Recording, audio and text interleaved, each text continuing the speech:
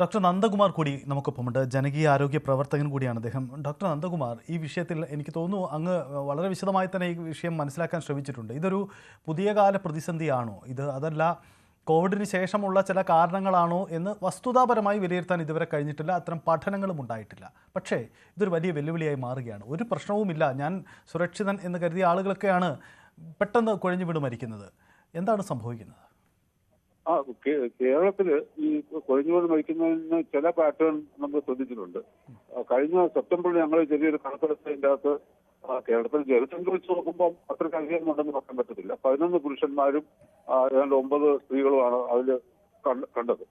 അത് അവരുടെ ശരാശരി പ്രായം 48 വയസ്സാണ്. അപ്പൊ അതിന്റെ അർത്ഥം കുറച്ചുപേർ അതിന്റെ താഴെയും കുറച്ചുപേർ അതിന്റെ മേളിലും ഉണ്ടാവും. എന്നാലും ചെറുപ്പക്കാർ തന്നെയാണ് എല്ലാവരും. പെട്ടെന്ന് സഡൻ ഡെത്ത് ഉണ്ടാവുന്നത്. അപ്പൊ ഇതിന് ധാരാളം കാരണങ്ങളായിട്ട് പറയാം. 2004 തൊട്ട് കുറച്ച് ഇത് കാണാൻ പറ്റും.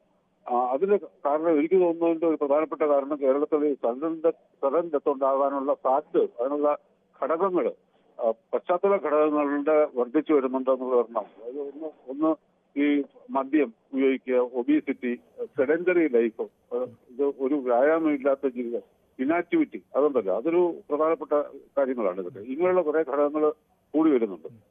മറ്റൊന്ന് ഈ ഒബീസിറ്റിയുമായിട്ട് ലിങ്ക്ഡ് ആയിട്ടുള്ള മറ്റ് രോഗങ്ങളുണ്ട്. ഡയബറ്റീസ്, ഹൈപ്പർ ടെൻഷൻ, പിന്നെ കാർഡിയാക് ഡിസീസ്. ഈ ഡയബറ്റീസിന്റെ ഹൈപ്പർ ടെൻഷന്റെ ഒരു പ്രത്യേകത എന്ന് പറയുന്നത്, അതായത് നമുക്ക് ഹൈപ്പർ ടെൻഷൻ, അതായത് BP, രക്താതിമർദ്ദം എന്ന് പറയുന്നത് പെട്ടെന്ന് കണ്ടുപിടിക്കാനും പെട്ടെന്ന് ചികിത്സിക്കാനും പറ്റുന്ന ഒരു രോഗമാണ്. അതിൻ്റെ അകത്ത് പോലും കണക്കുകൾ കാണിക്കുന്നത് അതായത് 50% പേര് ഡയഗ്നോസ് ചെയ്യുന്നതില്ല. അവർക്ക് അറിയാനും പാടില്ല അവർക്കൊരു രക്തസമ്മർദ്ദം ഉണ്ടെന്ന് അറിഞ്ഞ ആൾക്കാരിൽ തന്നെ കൃത്യമായിട്ട് മരുന്ന് കഴിച്ച് നിയന്ത്രിച്ച് വെച്ചേക്കുന്നവര് 50% ഉള്ളൂ. കുറെ പേര് മരുന്ന് കഴിച്ചിട്ട് പിന്നെ മരുന്ന് നിർത്തിയിട്ട് പിന്നെ മറ്റെന്തെങ്കിലും ഈ ചികിത്സ അവർ വിശ്വസിക്കുന്ന ഒറ്റമൂലി നാട്ടു ചികിത്സ എന്നൊക്കെ പറഞ്ഞുകൊണ്ട് മാറിക്കളയും. അപ്പൊ അതുകൊണ്ട് ശരിക്കുള്ള ചികിത്സ കിട്ടുന്നില്ല. അപ്പൊ ഹൈപ്പർ ടെൻഷന്റെ കോംപ്ലിക്കേഷൻ വരുന്നുണ്ട്, ഡയബറ്റീസിന്റെ കോംപ്ലിക്കേഷൻ വരുന്നുണ്ട്. ഇതൊക്കെ ഹിഡനായിട്ട് കിടക്കുന്നുണ്ട് ഇവര്. അപ്പൊ ഇതൊരു വലിയ ഘടകമാണ്. പിന്നെ ഈ 40 വയസ്സിന് 50 വയസ്സ് ഇടയ്ക്ക് ചെറുതായിട്ടൊരു പീക്ക് ഈ ബ്രെയിനിലെ ബ്ലഡ് വെസൽ പൊട്ടുന്നതുണ്ട്, ഈ അന്യൂറിസം റപ്ചർ, അതും ഇടയ്ക്ക് വരുന്നുണ്ട്. അപ്പൊ ഇതൊക്കെയാണ് ഏറ്റവും കൂടുതൽ കാരണമായിട്ട് പറയേണ്ടത്. വാക്സിനേഷൻ ഒരു കാരണമാണെന്നുള്ളതിന് തെളിവുകൾ തൽക്കാലം ഇല്ല.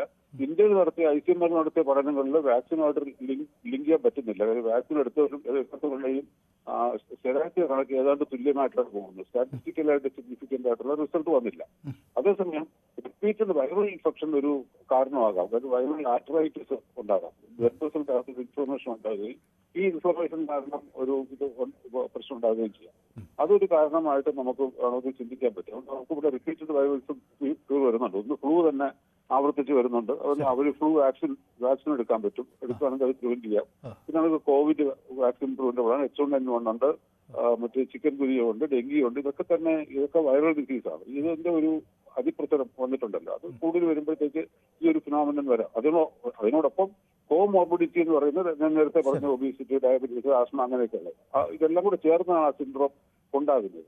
അപ്പൊ ഇത് പ്രധാനപ്പെട്ട ഒരു കാര്യമുണ്ട്. രണ്ടാമത്തത് നമുക്ക് വാക്സിൻ പ്രിവെന്റബിൾ ആയിട്ടുള്ള ഡിസീസ് നമുക്ക് വാക്സിൻ കൊണ്ട് തടയുകയും വേണം. ഇതിന് കുറെ കാര്യങ്ങൾ നമുക്കൊരു പാക്കേജ് ഉണ്ടാവണം എന്നുള്ള. ഇതിന് വേണ്ടത്ര രീതിയിലുള്ള ഒരു സർക്കാരിന്റെ ഭാഗത്തുനിന്ന് ഒരു നയരൂപീകരണവും ഒരു ഹെൽത്ത് എഡ്യൂക്കേഷനും ഒക്കെ നേരത്തെ പറഞ്ഞ ഗസ്റ്റ് പറഞ്ഞതുമാതിരി തന്നെ അമാതിരിയുള്ള തീർച്ചയായിട്ടും ഇതൊക്കെ ആവശ്യമുണ്ടെന്നാണ് തോന്നുന്നത്. പിന്നെ വേറൊന്നുള്ള സെഡൻഡറി ആൾക്കാർ പെട്ടെന്ന് കയറി ഇപ്പൊ ഇന്നലെ നടന്ന ഓണാഘോഷവുമായിട്ട് ബന്ധപ്പെട്ട ഒരു ഹൈ എക്സസൈസ് ആണല്ലോ. ഒരുപാട് ഇതൊരു എക്സസൈസ് ആണ്. നമ്മുടെ എന്റർടൈൻമെന്റ് എന്ന് പറഞ്ഞാൽ പോലും അതിൻ്റെ അകത്ത് എക്സസൈസ് ഉണ്ടല്ലോ, മസ്കുലർ ആക്ടിവിറ്റി. ഇത് കൂടുന്നത് പ്രധാനമാണ്. നമ്മളിപ്പോൾ ഒരുപാട് പേര് ഇങ്ങനെ മരിച്ചേക്കുന്നത് ഈ സഡൻഡത്ത് വന്നേക്കുന്നത് എല്ലാം തന്നെ ഈ കുറച്ചു നാളിന് മുമ്പ് 5-6 വർഷത്തിന് മുമ്പ് ബാഡ്മിന്റൺ കളിച്ച് കുറെ പേര് മരിച്ചു എന്നുണ്ട്. അപ്പൊ ബാഡ്മിന്റൺ റിസ്ക് ആണോ എന്നുള്ള ചോദ്യം ഉണ്ടായിരുന്നു. അവിടെയൊക്കെ കാണുന്ന അങ്ങനെയാണ്. ജിമ്മിൽ പോയി മരിച്ച ആൾക്കാരുടെ കണക്കുകൾ ഇടയ്ക്ക് വന്നായിരുന്നു. അപ്പൊ ഇതൊക്കെ കാണുന്നത് പൊതുവെ സഡൻഡറായിട്ട് ജീവിച്ച ആൾക്കാർ പെട്ടെന്ന് ജിമ്മിൽ പോകുന്നു, അല്ലെങ്കിൽ പെട്ടെന്ന് ബാഡ്മിന്റൺ കളിക്കുന്നു, പെട്ടെന്ന് ഡാൻസ് കളിക്കുന്നു. ആ intense activity following sedentary life style ഒരു റിസ്ക് ആയിട്ട് കാണണം. നമ്മൾ സെഡൻഡറി ലൈഫ് സ്റ്റൈലിനെ നമ്മളിപ്പം ഒരിക്കലും പ്രൊമോട്ട് ചെയ്യുന്നില്ല. നമ്മൾ തീർച്ചയായിട്ടും കാണണം. അത് ഇപ്പം മൊത്തത്തിൽ പറഞ്ഞാൽ കേരളത്തിൽ നമ്മൾ ഒരുപാട് ആശങ്കപ്പെടുന്ന കണക്കിൽ നമ്പർ വന്നിട്ടില്ല. ഞങ്ങളുടെ 1 മാസത്തെ കണക്ക് വെച്ചാണ് ഞാൻ പറഞ്ഞത്. അത് അങ്ങനെ വന്നിട്ടില്ല. Okay, thank you. ഓക്കെ, വളരെ നന്ദി ഡോക്ടർ നന്ദകുമാർ പ്രതികരിച്ചു. എന്തായാലും ഈ വിഷയത്തിൽ നമുക്ക് യുവാക്കളിലെ കുഴഞ്ഞു വീണ മരണ നിരക്ക് വർദ്ധിക്കുന്നു. അത്തരമൊരു കണക്ക് നമ്മുടെ മുന്നിൽ ഉണ്ടായിരുന്നത് വസ്തുതയാണ്. അത് സർക്കാരും സ്ഥിരീകരിക്കുന്നു. പക്ഷേ അതിൻ്റെ കാരണം കണ്ടെത്താനാവുന്നില്ല. ജാഗ്രതയാവണം. പ്രാഥമിക ചികിത്സാ രംഗത്തൊക്കെ നമുക്കൊരു പൊതുവിദ്യാഭ്യാസം ആവശ്യമെന്നതാണ് ഇതിൻ്റെ ഒരു പൊതുചിത്രം. അങ്ങനെയെങ്കിൽ പലരെയും മരണത്തിൽ നിന്നും തടസ്സപ്പെടുത്താനും അവരുടെ ജീവൻ രക്ഷിച്ചെടുക്കാനും നമുക്ക് കഴിയും.